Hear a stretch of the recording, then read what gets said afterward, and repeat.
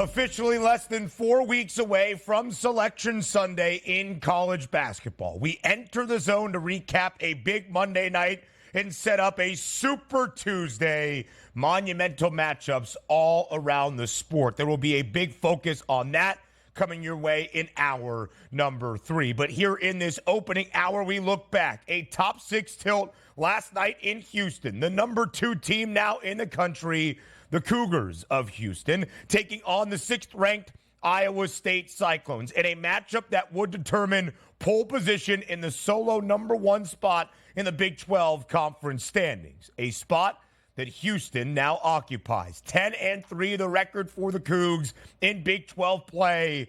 9-4 now the number 4 Iowa State. Both teams entered 9-3. It was a gruesome first half, a really big battle in the Big 12 where we knew physicality and defense would be front and center. 51 points combined between the two teams in the opening half, 87 in the second as the offensive output ratcheted up and Houston wins 73-65. Closing numbers, 133.5 for a total. It steams to the over 8.5 points, the spread in favor of Houston. Iowa State does cover by the hook.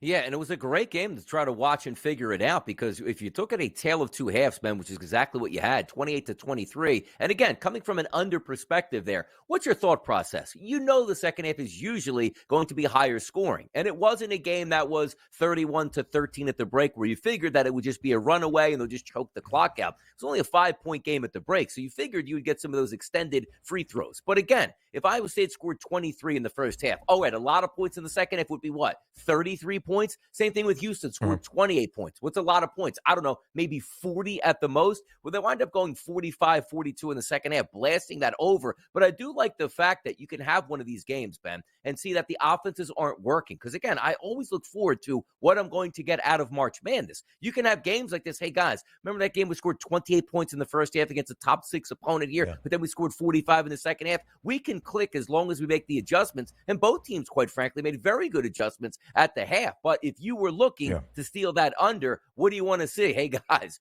walk off the court. Doesn't look like we're going to be able to come back. The continuous fouls and the parade to the free throw line really did that under in. But that's a good win by the Houston Cougars. We weren't waking up this morning surprised that the Houston Cougars won by margin. This was as expected yesterday. And as you talked about in the Big 12, you're top of the standings now. It is your conference to win now.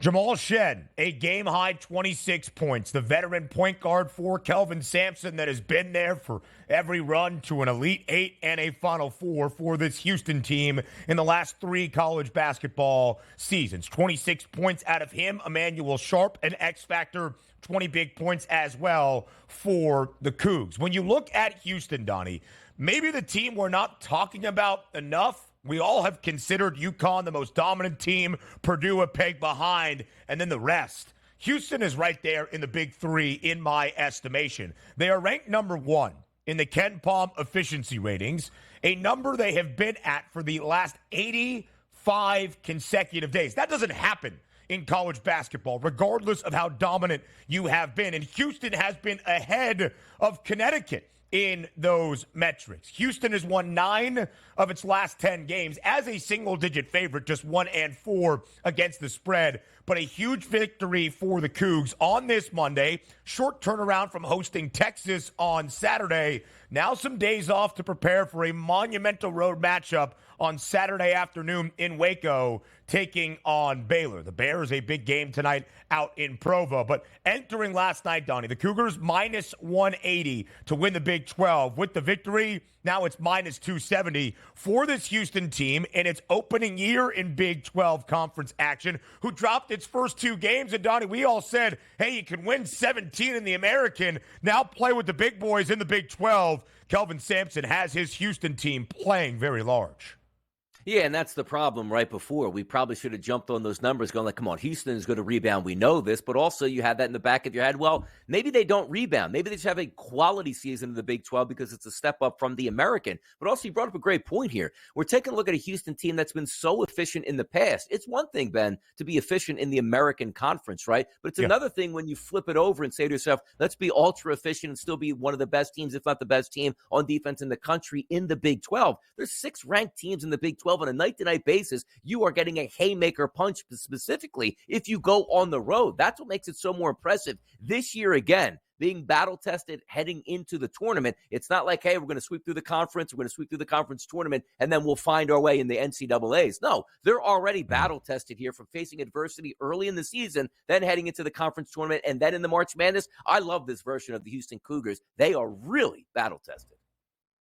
And by the hook last night, Iowa State does cover. The Cyclones now 6-2 against the number as an underdog this year, 10-3 ATS in Big 12 play. The only team in this monster of a conference that is covering in more than 70% of its conference games, and it's higher than that, more than a 75% clip for TJ Altsberger and Iowa State. The Clones will be just fine. Tamin Lipsey, their outstanding point guard as a sophomore. Not a great night last night, only 1 of 8 from the floor. Iowa State is going to be a team to keep an eye on come March. From the Big 12 to the ACC, in-state showdown between Virginia and Virginia Tech. At this time yesterday, the Wahoos were a top 25 team. They got out of the AP poll, bounced out of it entering last night's matchup against the Hokies.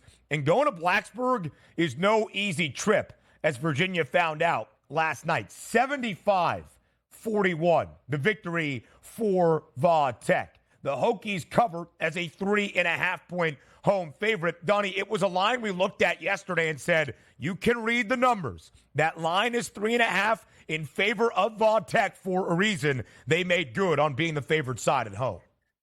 Exactly. Like Virginia came in 11-4 in conference play in that game. You take a look at Virginia Tech out here at 6-8 in conference. Say, well, what gives at this point here? Well, this is still, as we say, it's hard to win on the road, particularly in a rivalry situation, which Virginia and Virginia Tech find themselves in. But the one thing I always get back to, you beg for Virginia to be efficient every single game in a slow down tempo, which always leaves you very little margin for error, which means you could get upset, which we've seen them quite a few times in NCAA action against an inferior opponent. If you limit the possessions, the other team shoots the lights out, there's really a tough chance or really an impossible shot that you might not only get upset, but also not be moving on at that point. But having said that from the game last night, this wasn't one of those like, hey, man, we just didn't get up possessions, 48-47 loss. Like, no, you got hammered in this basketball game. And the efficiency that we usually expect from Virginia, 17 of 52 from the floor, which is only 32%, which they actually shoot from a percentage-wise, Ben, in ACC play better than anybody in the conference. They shot 16% from long-range shooting, 2 of 12. And we talk about, okay, we were being physical, not enough. Only 7 total free throw attempts. They got wasted last night. We thought, Ben, Virginia Tech would win this game and be live just based on the line, but I didn't see this type of blowout there in Blacksburg.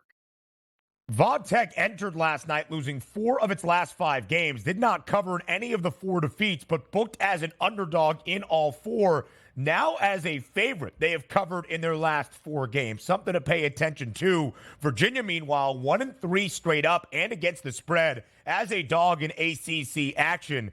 Virginia's got some work to do to solidify its resume. If the season ended today, the Cavaliers would be in, I think, to the NCAA tournament.